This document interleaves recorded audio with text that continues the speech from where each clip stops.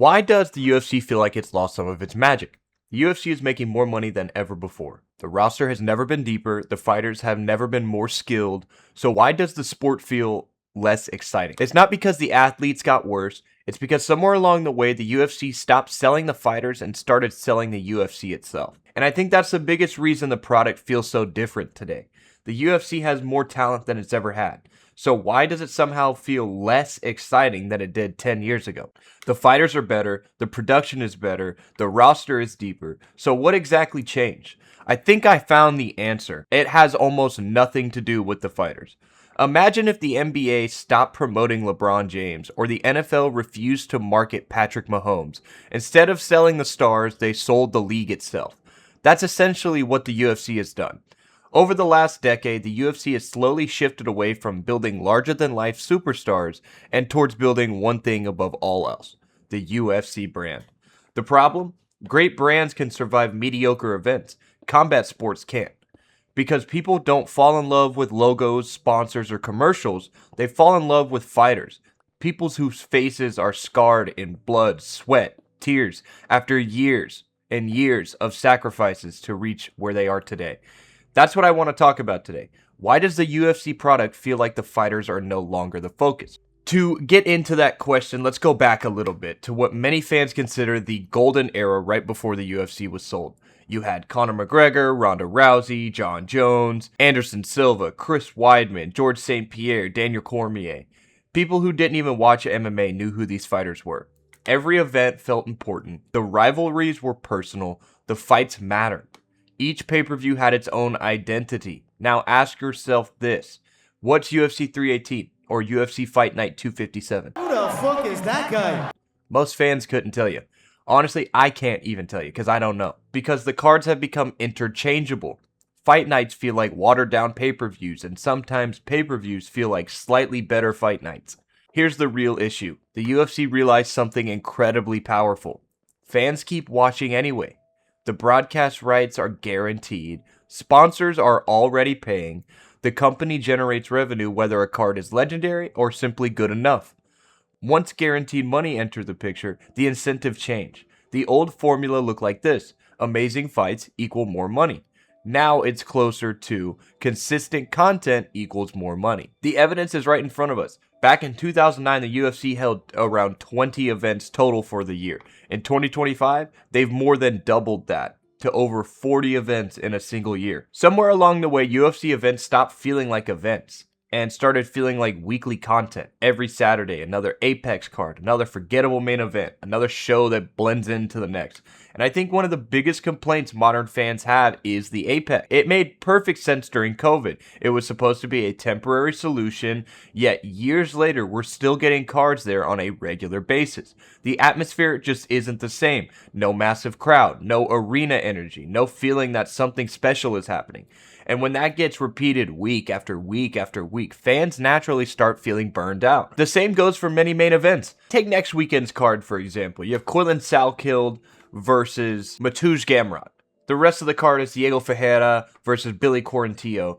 And, I'm looking through this card and I'm not seeing really anybody that, other than Quillen, I'm excited to watch fight. And that's a big issue. There's no disrespect to either fighter. I actually like both of them, but does that really feel like a UFC level main event? Or does it feel like the promotion simply ran out of top stars and we're just kind of getting the bottom of the barrel? Remember when pay-per-views felt stacked from top to bottom? Like UFC 205, UFC 217. Now it often feels like one title fight, we get 3 filler fights, and then like a couple prospect fights. But the fights themselves can still be great. It's just that the events themselves are becoming forgettable. Part of that comes from how the business has changed. Before the ESPN era, every pay-per-view had to feel enormous. If people didn't buy it, the UFC didn't make money. Today, a huge portion of the revenue is already secured through media rights, sponsorships, and advertising. That changes the incentive. Every event has financial value now, whether it's amazing or just average. Another issue is that fighters feel more replaceable than ever nowadays. The roster is enormous. If one contender loses, another is immediately ready to take their place. If a champion leaves, another title fight is booked within months. Very few fighters are given enough time or promotion to become true crossover stars. And when the UFC does try to build someone, it can sometimes feel manufactured. Take Sean O'Malley or Josh Hokett, for example. They're entertaining fighters, but many fans feel the promotion is trying to create the personalities instead of letting them develop naturally. I'm gonna shama on your mama! That's a part of why Conor McGregor became such a phenomenon. He wasn't just entertaining, he felt authentic. You loved him or you hated him, but you watched his fights regardless. And then we come to the rankings. If rankings don't matter, why should the fans care who's climbing them? If contenders can sit out without consequences, why take risky fights? If title shots aren't earned consistently, why should wins matter? Champions sit inactive, interim titles appear, immediate rematches happen, money fights take priority, double champions jump divisions. The competitive structure starts feeling inconsistent. It starts feeling like we're just doing anything at this point. You know what I mean? And then what happens? Fans stop emotionally investing. It waters it down tremendously. At its core, this is really a psychological problem. The UFC isn't just selling fights, it's selling anticipation, excitement, emotion, investment. Those emotions require scarcity. And when there are fights every Saturday, no Saturday feels special. Think about Marvel. When they released one movie every few years, every release felt like an event. Now there are movies, TV shows, spin-offs, and specials constantly.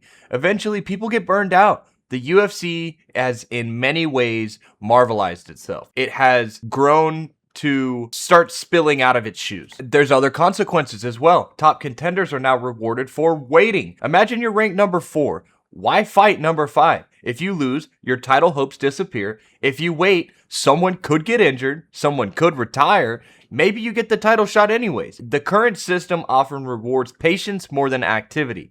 From the fighter's perspective, that's completely rational. It's not really their fault. The UFC controls the promotion, the branding, the sponsorships, the negotiations, the media.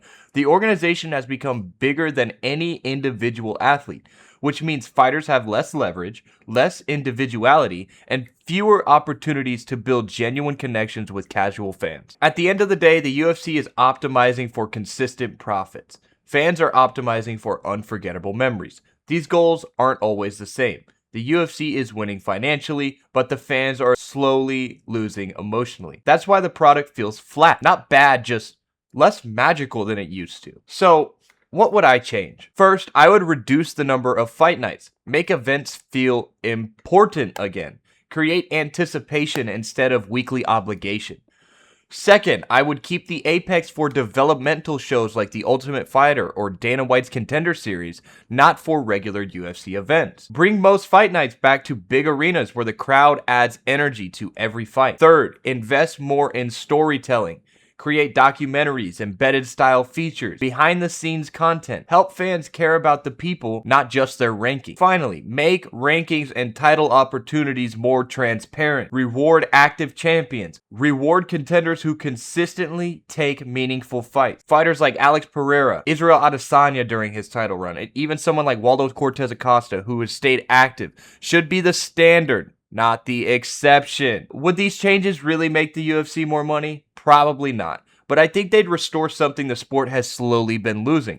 That feeling that every big UFC event is must-watch television. Because that's what made so many of us fall in love with MMA in the first place. But that is just what I think. So I open it up to you guys. Thank you so much for watching. Let me know what you think down below. Have you felt like the UFC kind of lost a little bit of its magic, a little bit of its pizzazz? Let me know what you think and why you think that is down below in the comments. I do really appreciate you guys for watching. I know I haven't been as consistent with posting. I actually have some stuff that's under wraps that I'm working on right now that I will be sharing with you guys soon. It's really, really cool, and I'm incredibly excited.